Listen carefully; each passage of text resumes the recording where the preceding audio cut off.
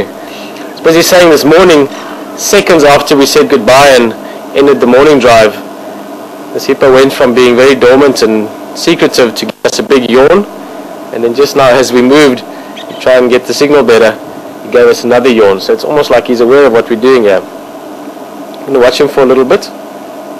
Hopefully he's got one more in him. Most of your large mammals, a yawn is often an aggressive display. Aggressive is maybe too much of an aggressive word. Maybe, oh, look at that.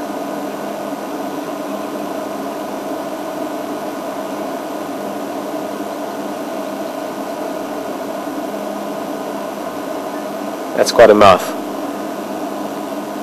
You can open the mouth almost, not quite, but almost 180 degrees.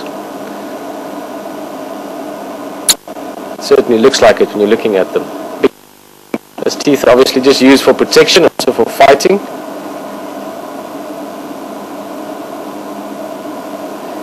As I was saying, with that display he was giving us, that was for our benefit.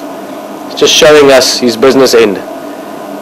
Quite often with mammals, it's just a lion when it yawns or a baboon. Not necessarily an aggressive display, but it is just letting you know what weapons that animal has got. And maybe just sort of reminding you to respect their space. Which of course we're doing.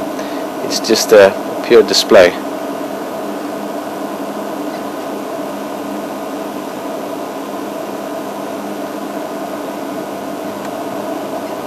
I think apart from all the birds that can just fly away, hippos are the only animals that can really literally just disappear away from us. Luckily he came up again. The other day he just disappeared for minutes at end.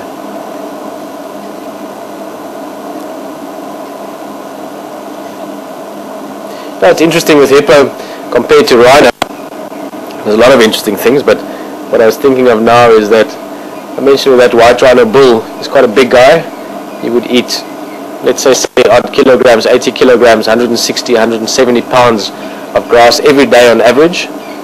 And him and a big hippo wouldn't weigh all that much different. In other words, a big rhino will be about 2 tons, a big hippo will be in that region as well. And they've both got the same stomach system, a hindgut fermenting stomach. Food gets broken down by bacteria. But your hippos survive on almost half that amount of food because they spend half their day in water, where the water is sort of suspending them to an extent. They don't have to carry their own weight the whole day and walk around and move around. They just sort of float around and take it easy, chill out a little bit. It's a much more efficient way. Of course, that does keep them linked very strongly to water areas. They can't just move around like rhinos could.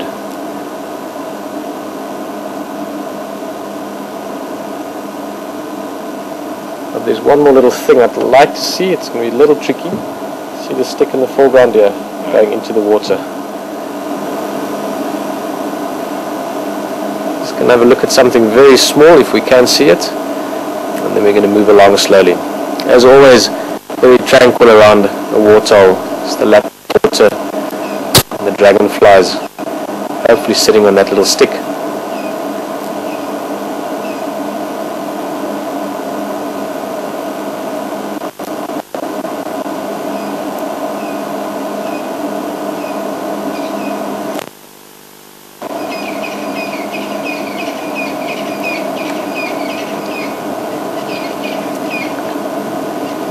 I think this is one of the reasons we're out here.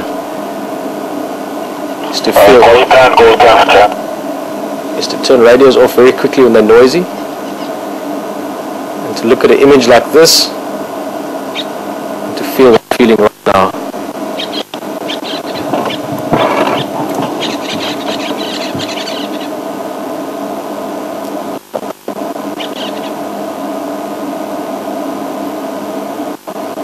This isn't our nature. I hope it's around for a long time.